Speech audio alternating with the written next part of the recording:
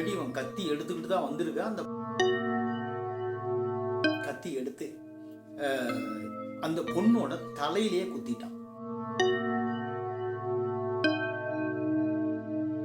வணக்கம். காதலிக்கிற பொண்ணை கத்தியால் குத்தி ஒருத்தன் கொலை பண்ணுறது அப்படிங்கிறது எவ்வளோ ஒரு கிரைமான ஒரு விஷயம். ஆசையாக ஒரு பொண்ணை லவ் பண்ணுறான்.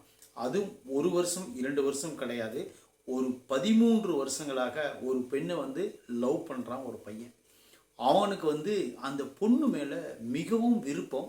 அந்த பொண்ணை அவன் கொடூரமாக தலையிலேயே கத்தியால் குத்தி கொள்கிறான். ஓகே, இந்த வீடியோவில் ஸ்கிப் பண்ணாமல் பாருங்கள்.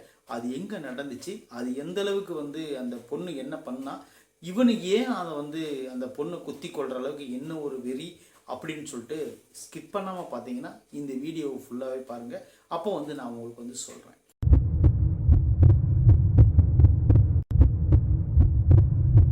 ஓகே, ஒரு பெண்ணை காதலிக்கணும் அப்படின்னு ஒருத்தன் முடிவு எடுத்துட்டான்னா, அந்த பொண்ணு ஒரு பையனை காதலிக்கணும் அப்படின்னு முடிவு எடுத்துட்டான்னா, அந்த காதல் உண்மையான காதலாக இருக்க வரலன்னு தான் ஆணும் சரி பெண்ணும் சரி 2 பக்கமும் சரிசமமாக இருப்பார்கள். அதே நீங்கள் ஒரு பையன் உண்மையாக லவ் பண்ணி ஒரு பொண்ணு உண்மையாக லவ் பண்ணலை அப்படின்னா பையனுக்கு ஒரு நெகட்டிவான ஒரு மைண்டு போயிடும். அடுத்தது அதே மாதிரி பையன் சரியில்லை அப்படின்னா பெண்ணுக்கு ஒரு நெகட்டிவான மைண்டு போயிடும். இதுக்கப்புறம் காதல் உண்மையாக இருக்காது அப்படிங்கிறது தான் ஒரு நியதி. இப்போ இந்த சம்பவத்தில் அந்த பெண் பண்ணிய ஒரே ஒரு தப்பால் மிகப்பெரிய ஒரு உயிர் பலி ஏற்பட்டிருக்கு அந்த பொண்ணுக்கு. இதில் பாதிக்கப்பட போகிறது 2 பேரும் தான். ஏன்னு கேட்டிங்கன்னா, அந்த பொண்ணு உயிரை விட்டுட்டா, கத்தியால் குத்துப்பட்டு. இவன் ஜெயிலுக்கு போயிட்டான். இப்போ பாதிக்கப்பட போகிறது 2 குடும்பங்களும் தான். அதாவது லவ் பண்ணிங்கன்னா உண்மையாக லவ் பண்ணுங்க, ஒன்றா சேர்ந்து வாழுங்க, என்னவோ இருக்கட்டும் எதுவோ இருக்கட்டும் உண்மையாக இருந்துங்க அப்படிங்கிறதுக்கு இந்த நிகழ்வு மிக முக்கியமாக பார்க்கப்படுது. இது எங்கே நடந்திருக்குன்னு பார்த்தீங்கன்னா, தஞ்சாவூர் தான் இந்த விஷயம் நடந்திருக்கு. தஞ்சாவூர் பக்கத்தில் புன்னைநல்லூர் மாரியம்மன் கோயில்னு ஒரு கோயில் இருக்குது. அதுக்கு பக்கத்தில் தான் இந்த மாதிரி ஒரு சம்பவம் நடந்திருக்கு. இந்த சம்பவத்தை தஞ்சாவூரில் நடந்த சம்பவத்தை ஒரு பெரும் பரபரப்பாக அது இன்னைக்கு நிலைமையில பேசப்படுறது தான் இந்த சம்பவம். இது ஒரு பெரிய கொலை அப்படின்னு கூட நீங்கள் எடுத்துக்கலாம். கொலைக்கு தாண்டிய சில விஷயங்கள் இதில் நடந்திருக்கு. இது எதனால் அந்த பையன் போல ஒரு ரணகொடூரமான ஒரு கொலையாளியாக மாறினா அப்படிங்கிறத விட, இந்த பொண்ணு என்ன தப்பு பண்ணா அப்படின்னு நீங்கள் தெரிஞ்சுக்கிட்டீங்கன்னா தான் இவன் ஏன் இந்த அளவுக்கு கொலை பண்ணுற அளவுக்கு தலையிலேயே கத்தியில் குத்தி கொண்டிருக்கிறான் அப்படிங்கும்போது நம்ம இது ஒரு கண்ணில் கூட பார்க்க முடியாத ஒரு ரண கொடூரமான ஒரு பெரிய சம்பவம் தான் இந்த சம்பவம். இந்த சம்பவத்தை பற்றி டீட்டெயிலாக பார்க்கலாம் வாங்க.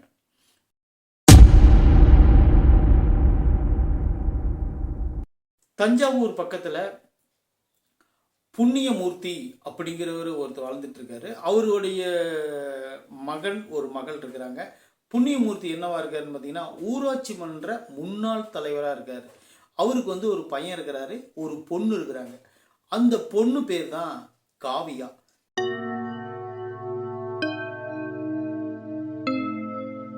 காவியாவுக்கு 26 வயதே ஆகிறது. அதாவது ஒரு காதலிக்கக்கூடிய ஒரு கரெக்டான வயசு தான். 26னா அவங்க 13 வருஷத்துக்கு முன்னாடி லவ் பண்ணியிருக்கிறாங்க அப்படின்னு சொன்னால், அந்த பொண்ணுக்கு 13 வயசுலேருந்தே அந்த பையனை லவ் பண்ண ஆரம்பிச்சிருக்கிறாங்க. ஏன்னு கேட்டிங்கன்னா, அந்த 13 வயசில் அந்த சிறு வயசில் வரக்கூடிய அந்த இனம் புரியாத ஒரு காதல், அந்த இடத்துல இருந்தே அந்த பொண்ணு அந்த பையனை காதலிச்சிட்டு இருந்திருக்கா அப்படின்னு சொல்லி தான் நம்மளுக்கு வர செய்திகள் சொல்லுது. 13 வருஷ காதல் அப்படிங்கும்போது இந்த பொண்ணுக்கு 26. அப்போ 13 வயசுலேயே இந்த பொண்ணு அந்த பையன் மேலே விருப்பப்பட்டு காதல் பட்டு இருந்திருக்கா. இப்போ அந்த பொண்ணு என்ன பண்ணிங்கன்னா, பிஎட் வரலும் படிச்சிருக்கா. அவங்க இந்த படிச்சிருக்காங்க. இந்த பொண்ணு என்ன பண்ணுதுன்னு பார்த்தீங்கன்னா, இல்லம் தேடி கல்வி அப்படின்னு சொல்லிட்டு இப்போ வந்திருக்கக்கூடிய ஸ்கீமில் இவங்க என்ன பண்ணுறாங்கன்னு பார்த்தீங்கன்னா, ஒரு பகுதி நேர ஆசிரியராக ஒரு ஸ்கூலில் கவர்மெண்ட் ஸ்கூலில் வேலை பார்க்குறாங்க தற்காலிகமாக. இவங்க எப்பவுமே புன்னைநல்லூர் மாரியம்மன் கோயில் அவங்க வீட்டில் இருந்து தான் ஸ்கூட்டியில் டெய்லியும் அந்த ஸ்கூலுக்கு போகிறது வழக்கம். இப்போ அதே ஊரை சேர்ந்த அந்த பையன் யாருன்னு பார்த்தீங்கன்னா, கருணாநிதி அப்படிங்கிறவரோட பையன்தான் அஜித் குமார். அந்த பையனும் 29 வயசு ஆகுது. அதாவது அந்த பையனுக்கு 16 வயசாக இருக்கும்போது வந்து இந்த பொண்ணை லவ் பண்ணுறான். அந்த பொண்ணுக்கு 13 வயசு, இவருக்கு 16 வயசு. 3 வயசும் டிஃப்ரெண்ட்டில் தான் 2 பேரும் லவ் பண்ணி கல்யாணம் பண்ணிக்கிறாங்க, லவ் பண்ணிட்டு இருக்கிறாங்க. இப்போ 13 வருஷத்துக்கு அப்புறமும் இவங்க லவ் அப்படியே இருக்கா அப்படின்னு பார்த்தீங்கன்னா அதுதான் இல்லை. ஏன்னு கேட்டிங்கன்னா இந்த பொண்ணுக்கு அதாவது சொந்தக்காரங்க சேர்ந்து அந்த பையனை நீ எப்படி இது பண்ணலாம் வேண்டாம் அப்படின்னு சொல்லிட்டு சொந்தக்காரங்கெல்லாம் சேர்ந்து அப்பா அம்மா அந்த பொண்ணோட சொந்தக்காரங்கெல்லாம் சேர்ந்து நான் உனக்கு வந்து நம்ம உறவினர்களையும் உனக்கு கல்யாணம் பண்ணி வைக்கிறேன் வேறு இடத்துல அப்படின்னு சொல்லிட்டு அந்த பொண்ணு என்ன பண்ணாங்க பார்த்தீங்கன்னா கன்வின்ஸ் பண்ணி ஓகே இந்த மாதிரி வேற ஒரு பையன் நல்ல பையன் இருக்கிறான் அவனை கல்யாணம் பண்ணிக்கன்னு சொல்லிட்டு நிச்சயதார்த்தத்தை முடிக்கிறாங்க.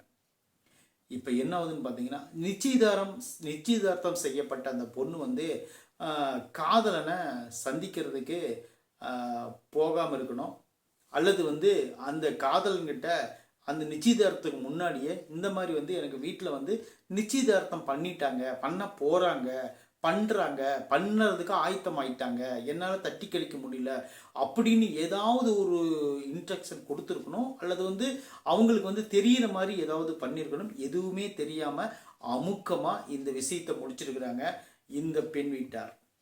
இந்த அஜித்குமார் பையன் வந்து எப்பயும் போல் தன்னோட லவர் தானே, 13 வருஷமாக நம்ம லவ் பண்ணுறோம், நம்மளுக்கு என்ன துரோகம் செஞ்சிட போகிறா அப்படின்னு சொல்லிட்டு இந்த பையன் என்ன பண்ணிட்டான்னு பார்த்தீங்கன்னா இவன் வந்து அசால்ட்டாக இருந்திருக்கிறான். இப்போ வந்து ஒரு காலகட்டங்களில் இந்த நிச்சயதார்த்தமெல்லாம் முடிஞ்சதுக்கப்புறம் இந்த பொண்ணு வந்து அந்த பையன்கிட்ட மெல்ல பேச்சு கொடுத்துருக்குறா. என்ன பேச்சு கொடுத்துருக்கான்னு பார்த்தீங்கன்னா வீடியோ காலில் பேசியிருக்கா. வீடியோ காலில் பேசும்போது இந்த பொண்ணு வந்து சொல்லியிருக்கு என்னென்னு பார்த்தீங்கன்னா, இதாவது எங்கள் வீட்டுக்காரர்களுடைய வற்புறுத்தலாலும் எங்கள் வீட்டுக்காரருடைய ரொம்ப எனக்கு வந்து மன உளைச்சல் படுத்துகிறாங்க, அதனால் என் உறவினரை வந்து நான் வந்து கல்யாணம் பண்ணிக்கலான்னு முடிவு எடுத்துட்டேன், அதனால் நம்ம காதலை முறிச்சிக்கலாம் அப்படின்னு சொல்ல இந்த பையனுக்கு உடனே இதை சற்றும் எதிர்பார்க்காத அந்த அஜித்குமார் அந்த பையன் வந்து என்ன பண்ணான்னு பார்த்தீங்கன்னா மிகவும் மன உளைச்சல் ஆகிட்டான். ஏன்னா 13 வருஷமாக நம்மளவே லவ் பண்ணிட்டு இருக்கிறான், நமக்கு தான் கிடைக்க போகிறா, நம்ம மனைவியாக வரப்போகிறான்னு அந்த பையனுக்கு எவ்வளோ ஆசை கனவுகள் இருந்திருக்கலாம். இல்லை இந்த பொண்ணுக்கும் நம்ம வந்து அந்த பையனை கல்யாணம் பண்ணிக்கிட்டு எப்படியெல்லாம் வாழ போகிறோங்கிற ஆசை கனவுகள் இருந்திருக்கலாம். ஆனால் இதை வந்து நிச்சயதார்த்தத்துக்கு முன்னாடி சொல்லியிருந்தா கூட அந்த பையன் ஏதாவது ஒரு ஸ்டெப் எடுத்துருந்துருப்பான், அல்லது நிச்சயதார்த்தத்துக்கு முடிஞ்சதுக்கு அப்புறமும் இதை எனக்கு தெரியாமல் வலுக்கட்டாயம் பண்ணிட்டாங்க அப்படின்னு கூட ஒரு முக்கியமான ஒரு முடிவை சொல்லியிருக்கலாம். அதெல்லாம் சொல்லாமல் நான் அந்த பையனை தான் கல்யாணம் பண்ணிக்குவேன், என்னை மன்னிச்சிரு அப்படின்னு சொல்லிட்டு அது மட்டும் அல்லாமல் அந்த பையனுக்கு வாட்ஸ்அப் மூலமாக தன்னுடைய காதலனுடைய புகைப்படத்தை அனுப்பி வைக்கிறான். அதாவது நிச்சயதார்த்தம் பண்ணின பையனோட புகைப்படத்தை 2 பேர் இருக்கிற மாதிரி 2 பேர் சேர்ந்து இருக்கிற மாதிரி அந்த மாதிரிலாம் புகைப்படங்களை வந்து அனுப்புகிறாங்க. அனுப்பின உடனே அந்த பையன் வந்து பார்த்த உடனே ஐயோ இப்படி ஆகி போயிச்ச கதைன்னு சொல்லிட்டு அந்த பையனுக்கு அப்பயே வந்து தன்னோட வாழ்க்கையை வெக்ஸ் ஆகி போகிற மாதிரி அவனுக்கு ஒரு ஃபீலிங் ஆயிடுச்சு. இப்போ அடுத்த நாள் அதாவது நேற்றை விட்டு முன்தினம் என்ன நடக்குதுன்னு பார்த்தீங்கன்னா ஒரு பெரிய சம்பவம். அப்போ தான் அந்த சம்பவம் அரங்கேறுகிறது. அந்த சம்பவம் அரங்கேறுகிறதுக்கு முக்கியமான காரணம் என்னன்னு பார்த்தீங்கன்னா அந்த பொன்னிநல்லூர் மாரியம்மன் கோயிலிருந்து அந்த ஸ்கூல்கிட்ட வர்றதுக்கு ஸ்கூட்டியில் வந்துக்கிட்டு இருக்கிறாங்க. வந்துகிட்டு இருக்கும்போது அப்போ தான் அந்த சம்பவம் நடக்குது. அப்போ என்ன ஆகுதுன்னு பார்த்தீங்கன்னா அந்த பையன் வந்து குறைக்காட்டி ஏன் என்னை இப்படி ஏமாத்தின, இதை முன்கூட்டியே நீ சொல்லியிருக்கலாமே அப்படின்னு சொல்லிட்டு அந்த பொண்ணுகிட்ட வாக்குவாதம் செய்கிறான். அந்த வாக்குவாதம் செஞ்ச உடனே அந்த பொண்ணு என்ன பண்ணுதுன்னு பார்த்தீங்கன்னா உன்னோட உண்மையான கேரக்டர் எனக்கு என்னன்னு தெரிஞ்சிருச்சு, உன்னை எனக்கு பிடிக்கல அப்படிங்கிற மாதிரி அந்த பொண்ணு பேசியிருக்கா.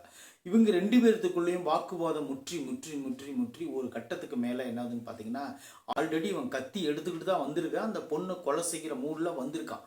ஏன்னு கேட்டிங்கன்னா கத்தியோடு சென்றதாக தான் இப்பொழுது செய்திகள் குறிப்பிடுகின்றன.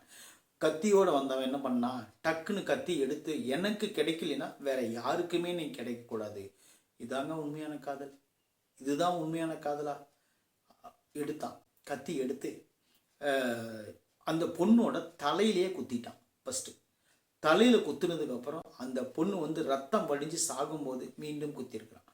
இதாவது வந்து ஒரு காதலி வந்து தன்னை விட்டுட்டு போயிட்டானா அவள் எங்கிருந்தாலும் நல்லா இருக்கணும் அப்படிங்கிறது வந்து ஒரு உண்மையாக லவ் பண்ணுறவனுடைய மனநிலை அதுதான்.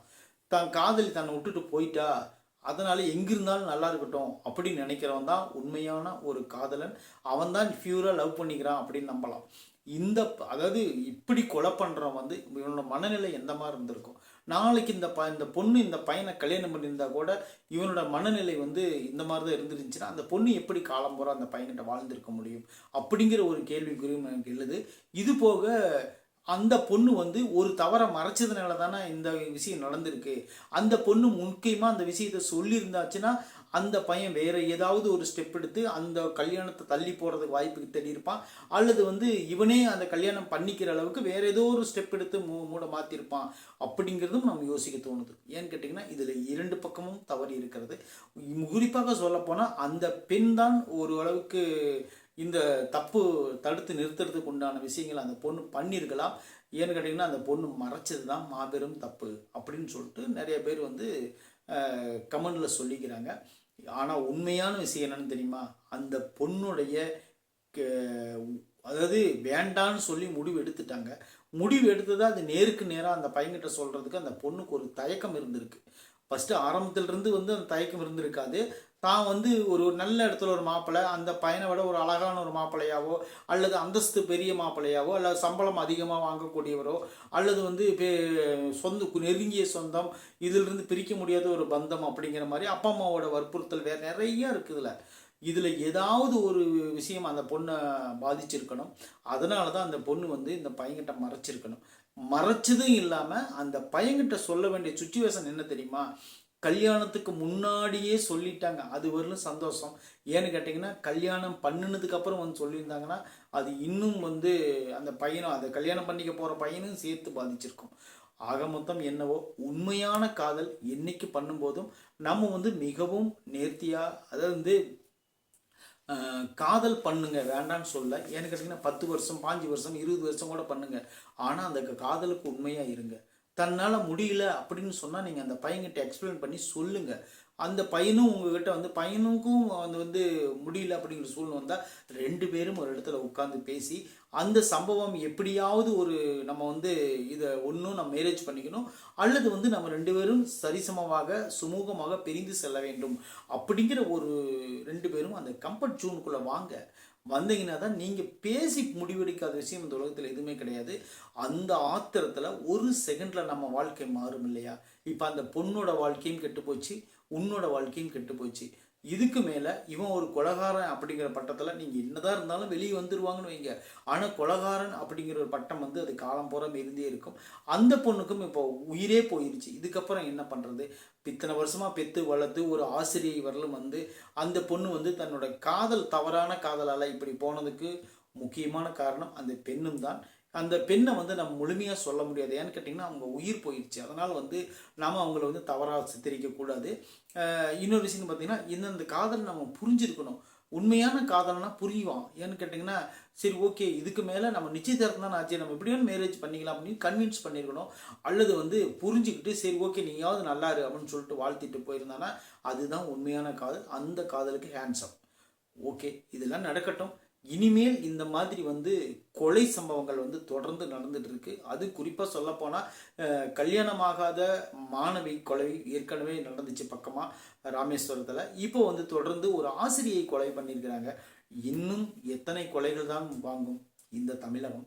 இந்த தமிழகம் எப்பொழுது வந்து பெண்களை வந்து சரிசமமாக பார்த்து எப்பொழுது இந்த தமிழகம் வந்து ஒரு தலை நிமிர்ந்து நிற்கும் என்பது ஒரு கேள்விக்குறியாக இருக்குது. ஓகே இந்த சம்பவம் வந்து மீண்டும் எங்கும் நடக்காத அளவுக்கு கேர்ஃபுல்லாக எல்லாரும் ஜாக்கிரதையாக லவ் பண்ணுங்க. வேணான்னு சொல்ல, அந்த லவ்வில் கொஞ்சமாவது உண்மையாக இருங்க. நன்றி, வணக்கம்.